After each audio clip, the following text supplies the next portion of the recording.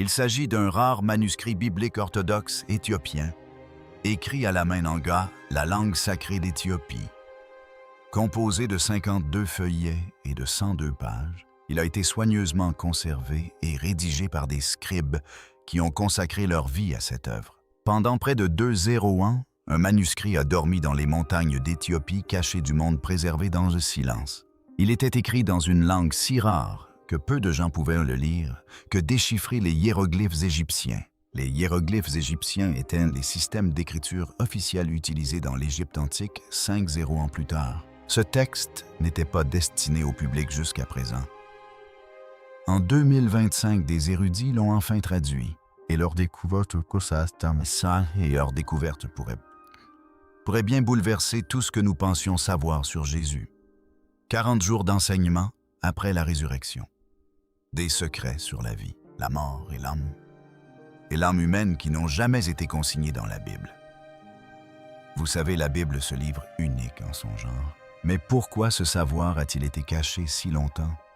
Et que révèle-t-il sur le christianisme qu'on nous a appris à croire? Il ne s'agit pas simplement d'histoire. C'est une histoire de pouvoir, de préservation et d'un savoir que le monde n'aurait jamais dû connaître. Aujourd'hui, nous allons explorer la voie perdue de la résurrection. Permettez-moi d'être précis sur le sujet abordé, car la précision est essentielle lorsqu'il est aussi important. Le texte s'intitule « Le Mashafakidan », ce qui se traduit par le livre de l'Alliance. Il fait partie du canon scripturaire de l'Église orthodoxe éthiopienne Tewahedo depuis la création de ce canon. Il n'a jamais été interdit, il n'a jamais été déclaré hérétique, il n'a jamais été caché dans une grotte ni enfermé dans un coffre-fort. Il était accessible à tous, couramment utilisé et lu à haute voix dans les églises et les monastères éthiopiens pendant plus de 1500 ans. La raison pour laquelle le reste du monde l'ignorait est d'une simplicité déconcertante. Il était écrit en ga et presque personne en dehors du clergé éthiopien ne savait lire le Géa.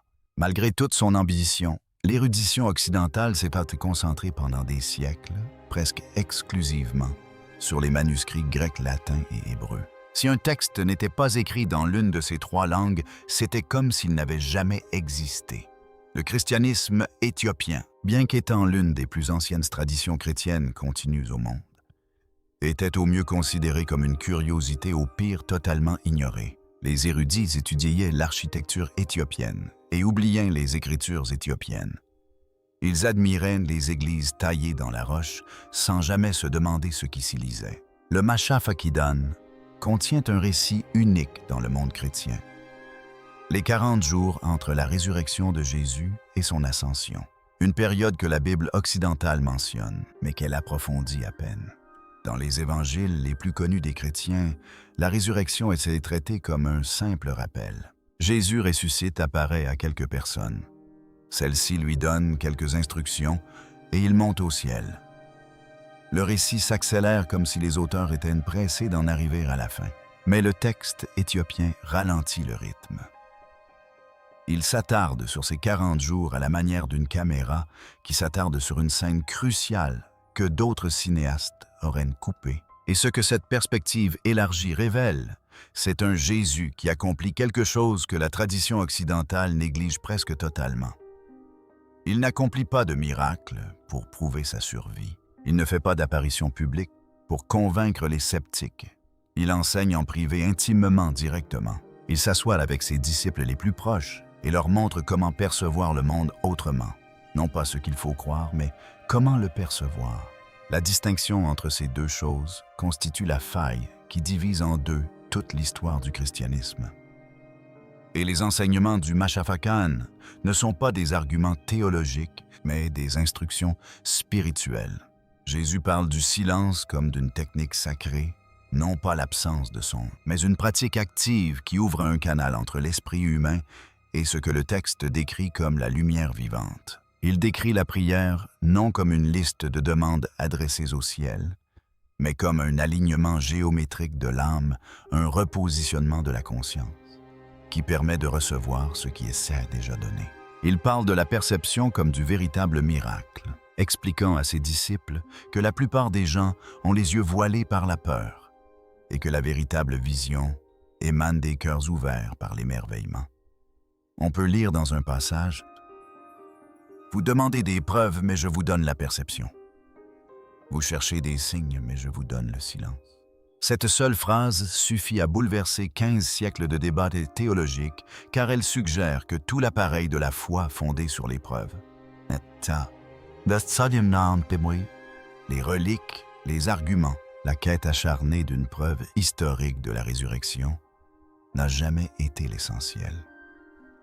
L'essentiel, c'était la transformation. L'essentiel, c'était d'apprendre à voir l'empire qui ne pouvait toucher. Pour comprendre pourquoi ce texte a survécu en Éthiopie et nulle part ailleurs, il s'agit d'un rare manuscrit biblique orthodoxe éthiopien, écrit à la main en lurg, la langue sacrée d'Éthiopie. Il est nécessaire de se rendre à l'évidence, l'éducation occidentale a occulté pendant des siècles une vérité fondamentale. L'Éthiopie n'a pas reçu le christianisme de Rome. Elle ne l'a pas hérité de Constantinople. L'Éthiopie était chrétienne bien avant que ces deux empires n'adoptent officiellement cette foi. Au début du IVe siècle, sous le règne du roi Anna du royaume d'Aksum, l'Éthiopie déclara le christianisme religion d'État. En effet, cela se produisit au moins 50 ans avant que l'empereur romain Théodose ne fasse de même en 380 après Jésus-Christ, soit un demi-siècle plus tard. Alors que Rome débattait encore du sort des chrétiens, les appelant à être livrés aux lions ou à une place à table, l'Éthiopie avait déjà bâti des églises, ordonné des évêques et entrepris la traduction de textes sacrés en gaélique, une langue plus ancienne que le latin. Et c'est pourquoi cette chronologie change tout. Lorsque l'Empire romain adopta finalement le christianisme, il fit ce que font toujours les empires, il uniformisa ses pratiques, elle s'est centralisée. Elle a convoqué des conseils où des hommes occupant des postes de pouvoir politique siégeaient dans des salles et votaient pour déterminer quels livres étaient d'inspiration divine et lesquels étaient dangereux. Le concile de Nica, en 325 après Jésus-Christ, n'était pas une simple réunion spirituelle. C'était un projet impérial. L'empereur avait besoin d'une foi unifiée, car un empire ne peut fonctionner si ses sujets lisent des écritures différentes et en tirent des conclusions divergentes sur la nature de Dieu. L'unité exigeait le contrôle. Le contrôle exigeait un canon. Et un canon signifie que quelqu'un décide ce qui reste et ce qui est jeté au feu. L'Éthiopie était hors de portée de cette machinerie. Entourée de montagnes de désert et de distances qu'aucun bureaucrate romain n'aurait voulu franchir, l'Église éthiopienne s'est développée dans un isolement quasi total. Dans les hauts plateaux d'Éthiopie, nichés dans les montagnes de la province de Shawa, des moines africains perpétuent leur tradition mystique et ancestrale. Ils n'ont jamais reçu l'ordre de cesser la lecture du livre d'Enoch. Ils n'ont jamais reçu la note déclarant le livre des jubilés apocryphes. Ils n'ont jamais assisté lors d'un concile à la suppression de livres entiers par des évêques aux motivations politiques. Ils ont donc conservé l'intégralité du patrimoine des premiers croyants, chaque texte, chaque évangile, chaque vision apocalyptique circulait entre eux. Pendant que Rome réduisait le christianisme à quelque chose qu'un empire pouvait gérer, des moines éthiopiens recopiaient chaque mot à la main à la lueur des bougies, transportant des manuscrits sur leur dos le long de parois rocheuses et constituant un canon biblique de 420 est un livre qui préservait des voix que le reste du monde n'entendrait plus pendant plus de 1000 ans. Abaïma, le cœur caché du christianisme. Dans les hauts plateaux éthiopiens se dresse un monastère du nom d'Abaïma, perché sur une montagne où l'air est raréfié et le silence absolu. À l'intérieur de ce monastère préservé dans des conditions quasiment inchangées depuis 15 siècles, se trouvent deux évangiles illustrés connus sous le nom d'évangile de Garma. En 2010, la datation au carbone 14 a confirmé ce que les moines éthiopiens affirmaient depuis des générations. Ces manuscrits ont été créés entre 390 et 570 de notre ère. Ils figurent ainsi parmi les plus anciens manuscrits chrétiens illustrés connus au monde. Plus anciens que le livre de Kells, plus anciens que les évangiles de Lindisfarne, plus anciens que la quasi-totalité des Bibles enluminées produites par le christianisme européen. Il ne s'agit pas de primitifs essais de reliure, mais d'œuvres d'art exceptionnelles. Les pages sont confectionnées en peau de chèvre préparée et teintes avec des pigments naturels qui ont conservé leur éclat pendant plus d'un 500 ans. Les illustrations représentent des scènes des évangiles dans un style typiquement éthiopien, sans aucune influence des traditions artistiques byzantines ou romaines. Les figures dégagent d'une simplicité et une intensité spirituelle qui évoquent moins la décoration que la dévotion incarnée. Un moine de la tradition Gara a écrit « Dessiner, c'est prier avec la main ce que la bouche ne peut dire ». Ces livres n'ont pas été conçus pour impressionner les visiteurs, ni pour afficher la richesse. Ils furent créés comme actes de culte. Chaque page est une méditation, chaque illustration une prière. La portée des évangiles germaniques dépasse largement leur époque.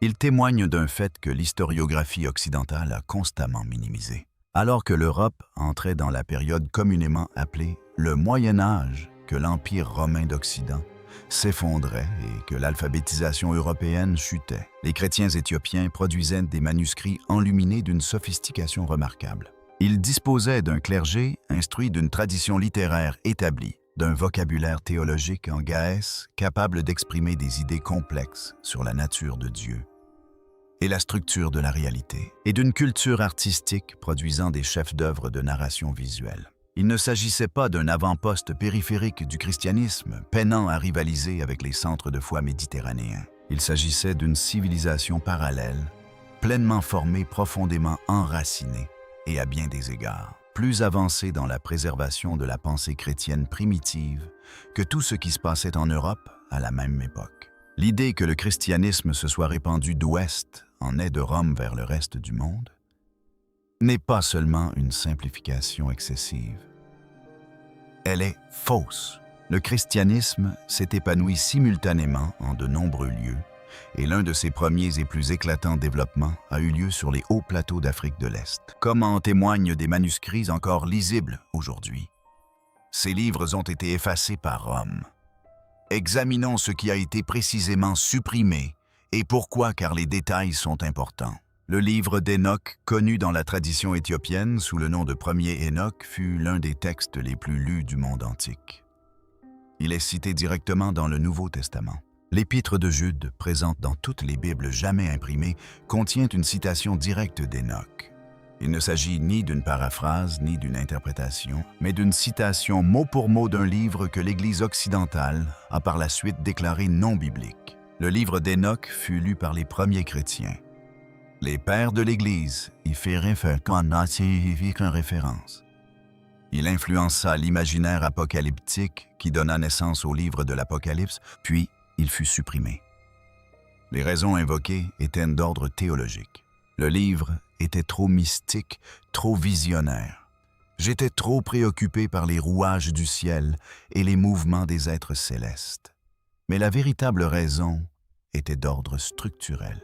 Hénoch décrit une relation directe entre l'humanité et le divin, qui ne requiert aucune médiation institutionnelle. Ce texte décrit des visions que tout chercheur dévoué pourrait recevoir. Il décrit un cosmos vibrant de la présence divine accessible non par les prêtres et les rituels, mais par la dévotion et la transformation intérieure. Pour une institution qui fondait son autorité sur l'affirmation qu'elle seule détenait les clés du salut, cela était inacceptable. Le livre des Jubilés relate une histoire similaire. Il reprend le récit de la Genèse, mais y intègre un calendrier sacré et une structure spirituelle qui inscrit toute l'histoire dans un dessein divin. Il ne se contente pas d'affirmer que Dieu a créé le monde. Il décrit comment l'architecture de la création reflète un ordre mathématique et spirituel que les humains peuvent apprendre à percevoir. Le livre des Jubilés a exercé une profonde influence tant dans le judaïsme primitif que dans le christianisme primitif.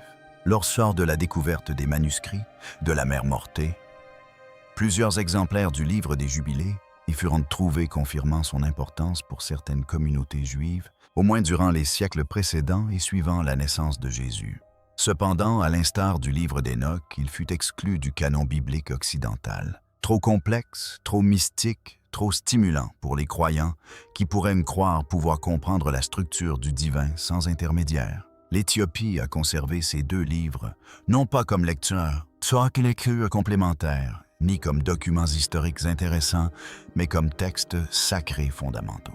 L'Église orthodoxe éthiopienne considère les livres d'Hénoch et des Jubilés comme faisant partie intégrante de sa Bible canonique, au même titre que la Genèse ou les Évangiles.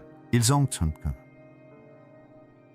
intégrés au calendrier liturgique mentionné dans les sermons étudiés par les moines et considérés comme essentiels à la compréhension de la foi chrétienne, au même titre que n'importe quel texte du Nouveau Testament.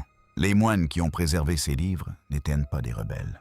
Ils ne faisaient pas de déclarations politiques. Ils n'avaient tout simplement jamais reçu la directive de Rome leur ordonnant de cesser de lire. Et parce qu'ils n'ont jamais cessé, ils ont préservé une version du christianisme qui inclut des voix que le reste du monde n'a pas entendues depuis plus de 1000 ans. Des voix célèbres pour parler de la nature de l'âme, de la structure du ciel, des mécanismes de la prière, ou encore de la possibilité que chaque être humain porte en lui un fragment de lumière divine qui ne demande qu'à être reconnu. Ce ne sont pas des idées marginales, ce sont les idées les plus anciennes du christianisme. Il se trouve simplement qu'elles ne subsistent qu'en un seul lieu. La résurrection comme transformation. Nous revenons maintenant au Mashaf Hakidan, car tout ce dont nous avons parlé, la nation oubliée, les anciens évangiles, les livres mis au rebut, tout cela nous ramène à ce texte unique et à la question qu'il soulève. Une question que l'Église occidentale n'a jamais sérieusement posée. Dans la tradition occidentale, la résurrection était un événement. Point final. Cela s'est produit un dimanche matin aux abords de Jérusalem. Une pierre a été roulée. Un tombeau était vide. Et le fondement théologique de toute la foi chrétienne repose sur la croyance en cet événement. L'accepter, c'est être sauvé. Le douter, c'est être perdu. Voilà le principe. Voilà l'accord. Et elle a façonné la manière dont des milliards de personnes perçoivent l'hommage sur le moment le plus important de leur religion depuis 500 ans. La tradition éthiopienne ne nie pas que cet événement ait eu lieu. Mais elle soulève une question que le cadre de référence occidental n'aborde presque jamais. Quel effet cela a-t-il eu sur ceux qui en ont été témoins? Qu'est-ce qui a changé en eux? Et qu'enseignait Jésus durant ces 40 jours avant son ascension? Car il est clair que son œuvre n'était pas terminée. Le Mashaf Hakidan décrit la résurrection non comme une fin, mais comme une ouverture. Le miracle n'était pas la leçon, mais la porte. Ce que Jésus enseignait derrière cette porte, c'était une refonte complète de la perception humaine. Il expliqua à ses disciples que la plupart des gens évoluent dans le monde aveugle. Non pas physiquement, mais aveugles par habitude, par peur et par le poids des idées préconçues sur la réalité. La résurrection fut une démolition de ces idées préconçues. Si la mort elle-même peut être vaincue, alors toutes les autres limites que vous avez acceptées sont également négociables. Le texte décrit des pratiques spécifiques, le silence comme discipline qui ouvre un canal intérieur, le jeûne comme un amincissement du mur entre le corps physique et ce que le texte appelle le corps de lumière, la prière comme alignement, non comme demande. Et une seule ligne suffit à tout saisir en une seule image. Ceux qui suivent le soleil sans jamais en voir la lumière ne se sont pas encore levés. On peut passer toute sa vie entouré de sacré sans jamais le percevoir. Dans cette tradition, la résurrection est le moment où l'aveuglement se dissipe. Non pas croire en l'existence de la lumière, mais la voir réellement. Non pas une transaction, une transformation, ni un événement ponctuel survenu dans un tombeau, mais quelque chose qui attend de se produire en chaque être humain. L'Évangile dans son intégralité. Ce à quoi nous assistons, c'est à un tournant décisif survenu il y a près de 200 ans. Le christianisme a commencé comme une unique graine semée dans le même sol porteuse du même code génétique. Mais il s'est développé dans 2 directions très différentes, façonnées par 2 environnements très différents. À Rome, le christianisme s'est développé sous le poids de l'Empire. Il a été adopté par un système politique qui exigeait unité, hiérarchie et contrôle. Les questions que Rome posait à la fois étaient des questions administratives comme unifier les croyances sous une autorité centrale. Comment garantir que chaque Église dans chaque province enseigne la même doctrine? Comment prévenir la fragmentation? Ce sont là des questions légitimes pour un empire, mais non des questions spirituelles. Et les réponses qu'ils ont apportées étaient d'ordre administratif, credo concile, canon orthodoxie imposé d'en haut, un ensemble standardisé de livres approuvés et une manière approuvée de les lire. En Éthiopie, le christianisme s'est développé dans l'isolement au sein de monastères de montagne, accessibles uniquement par l'escalade de parois rocheuses. Les questions que se posait l'Éthiopie étaient tout autres. Comment rencontrer le sacré directement? Comment cultiver une vie intérieure réceptive à la présence de Dieu? Comment préserver chaque voix, chaque vision, chaque texte porteur de révélation, sans prétendre juger quelles révélations sont opportunes et lesquelles ne le sont pas? Les réponses apportées par l'Éthiopie étaient également différentes. Non pas des dogmes, mais des pratiques. Non pas une autorité centralisée, mais une dévotion partagée. Non pas un canon élagué, mais une bibliothèque complète le jeûne, le silence, les prières à l'aube, les chants qui résonnent dans les vallées montagneuses au lever du soleil, les liturgies qui durent des heures et qui sont accomplies non pour un public, mais pour Dieu seul. Un prêtre éthiopien a dit un jour une phrase qui résume parfaitement la différence. L'Église n'est pas faite de pierre, elle est faite de souffle, de feu et d'eau, à l'image de la création elle-même. Il ne s'agit pas d'une métaphore. C'est la description d'une théologie vécue d'une foi qui s'exprime dans le corps, dans les rythmes du quotidien, dans la sensation physique du jeûne et la résonance audible de la musique sacrée. Le christianisme occidental s'est organisé. Le christianisme éthiopien s'est incarné. Aucune des deux voies n'est mauvaise, mais seule l'une d'elles a préservé l'intégralité des archives. Et maintenant que les archives sont traduites et étudiées, le monde découvre que la version qui lui a été présentée n'est pas l'histoire complète. C'est une version édulcorée, celle qui a échappé au processus éditorial d'Empire. La version originale non éditée et non filtrée est restée tout ce temps dans les montagnes gardée par des moines qui n'ont jamais cessé de la copier, de la lire, et de croire qu'un jour le reste du monde serait prêt à entendre ce qu'ils avaient préservé la Bible secrète de l'Éthiopie. Il y a une raison pour laquelle ce phénomène résonne si profondément à ce moment précis de l'histoire.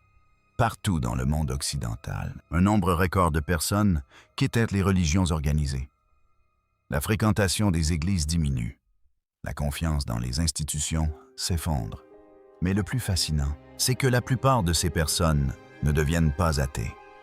Elles ne rejettent pas le sacré, elles rejettent le cadre. Ils se détournent des formules toutes faites, des doctrines qu'on leur enjoint d'accepter sans les remettre en question, des institutions qui exigent la croyance sans offrir d'expérience. Ils recherchent en quelque chose d'indéfinissable, mais dont ils ressentent l'absence. Ils aspirent à la profondeur. Ils recherchent la rencontre.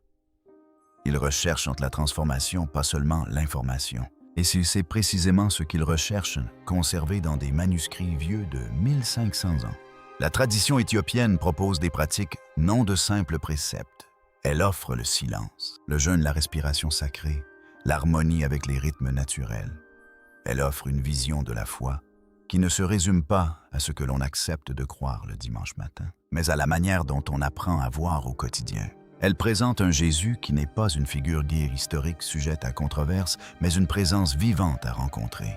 Elle présente la résurrection non comme une affirmation exigeant notre ascension, mais comme un appel exigeant notre transformation. Comme l'a récemment observé un théologien, l'avenir de la foi pourrait ressembler davantage au passé de l'Éthiopie, une foi ni rigide, ni dogmatique, mais rythmée, visionnaire et profondément incarnée. Une foi qui ne demande pas « que croyez-vous », mais plutôt « comment voyez-vous ». Pour des millions de personnes qui ont quitté le bâtiment mais pas les recherches, cette question est primordiale. Et la réponse se trouvait dans un monastère de montagne, écrite dans une langue que presque personne ne pouvait déchiffrer, attendant que le reste du monde la découvre. Pendant près de 200 ans, une voix s'est maintenue dans les montagnes d'Éthiopie. Une voix que le reste du monde n'a pas pu entendre. 40 jours d'enseignement de Jésus après la résurrection, dissimulés à la vue de tous et rédigés dans une langue que presque personne ne comprenait. Et si la résurrection n'avait jamais été conçue comme un miracle dont on est témoin, mais comme un cheminement à vivre, et que signifierait le fait que la plus ancienne tradition chrétienne au monde ait préservé le message originel tout ce temps aujourd'hui, nous dévoilons le texte que le monde n'a jamais lu et les questions qu'il nous invite à affronter.